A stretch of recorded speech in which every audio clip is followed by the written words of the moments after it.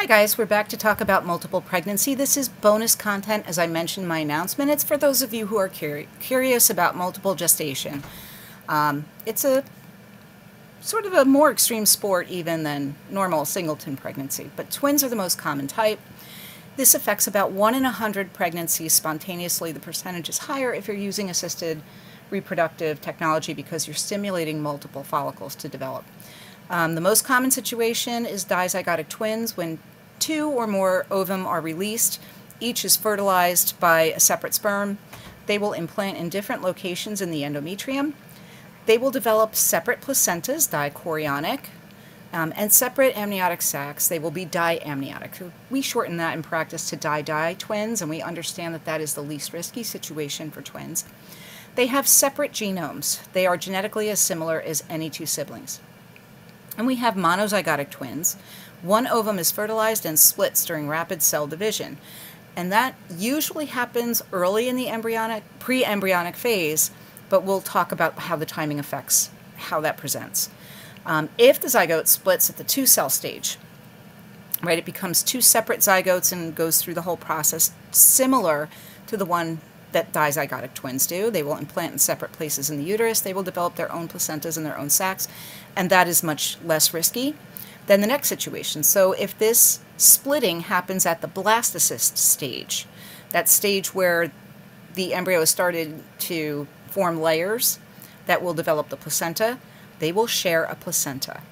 This is riskier than a di situation because that placenta has to perfuse 2 babies. It may be inadequate to do the entire job, in which case you would see intrauterine growth restriction on both babies, or you could have something called twin-to-twin transfusion syndrome, where the donor fetus gets less blood flow through the placenta, resulting in a smaller baby with less amniotic fluid.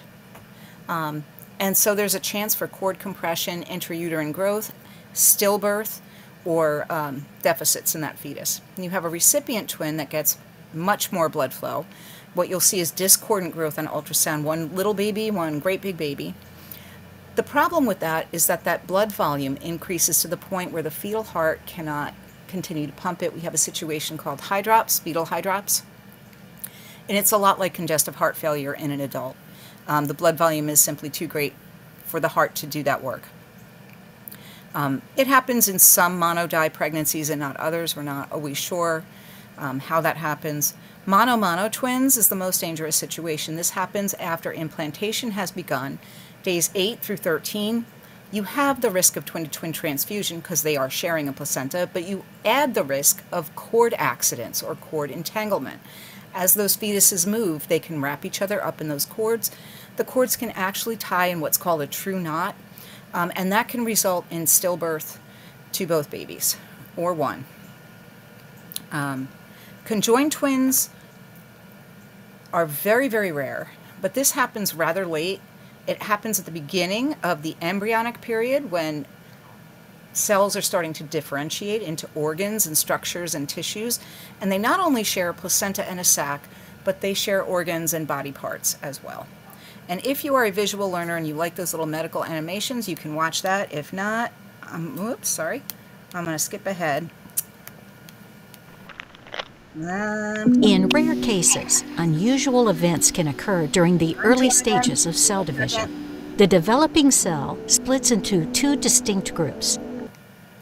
I am sorry about that. I'll probably re-record this video at some point, but I want to get it out to you. Multiple pregnancy is not a pathological condition, but pregnancy itself is an extreme sport.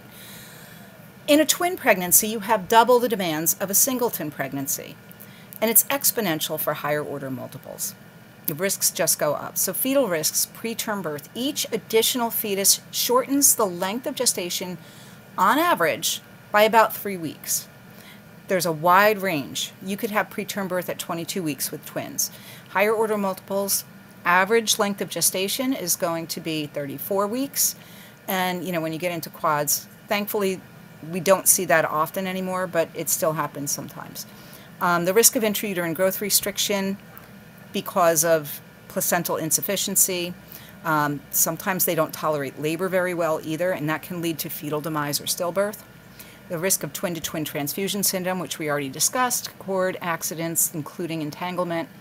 And also, there is a higher risk of miscarriage of one or both twins that can look like vanishing twin syndrome, in which one fetus demises and the other continues to term. Or it can be both babies. Maternal risks. Mom now has to perfuse 2 humans in one body, or 3 humans in one body, right?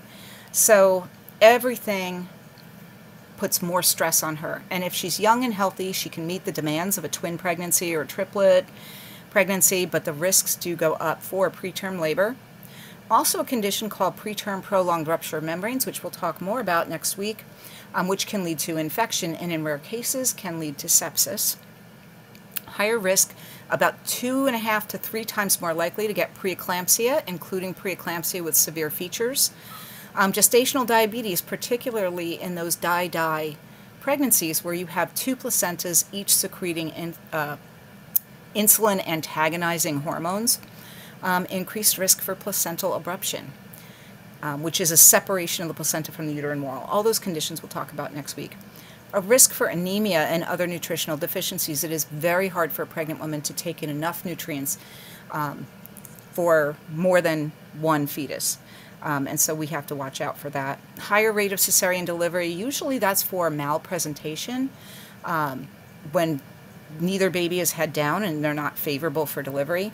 And also, you know, because of all the other risks, cesarean delivery might be the quickest way to help babies that are struggling.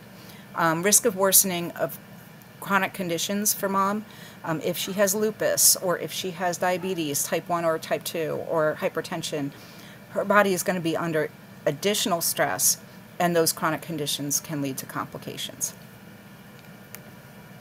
So how do we care and manage a multiple gestation? Increase the quality and quantity of the diet. We need to promote weight gain, at least 35 to 45 pounds in a woman whose BMI is normal at the onset of pregnancy. Each additional fetus is going to require about 300 calories. That advice might be individualized if fetal growth restriction occurs. Mom needs to take in at least 100 grams of protein more a day for twins, and it goes up. Again, a consult with a nutritionist would be indicated here. 30 grams of iron a day in the first trimester, 60 in the second and third. So that's where the fetus is going to draw its own iron stores, or the fetuses. And at least a gram of folic acid. And most prenatal vitamins only contain about 400 to 800 micrograms of folic acid. So this is additional folic acid that she's going to have to take. We want her to rest, to decrease the risk of complications, and to preserve, to decrease the demand on her system to perform. If complications arise, if we're seeing twin-to-twin transfusion, or if we're seeing preterm labor onset, or PPROM, we may need to place mom on complete or modified bed rest. And of course, increased surveillance. That means more prenatal visits, more ultrasounds to monitor for growth and well-being, non-stress tests, which we talked about in prenatal testing, biophysical profile at least once towards the end of pregnancy, generally increasing surveillance for all of the complications that might arise. You may deliver twins vaginally if they are mono die, and first baby is head down or vertex. A lot of times the second baby you can manipulate after the first baby is born. There is a higher chance of cord prolapse if they are mono, because they are sharing that sac and one baby is sort of floating in fluid. The cord could slip through. So that is all I have for you today.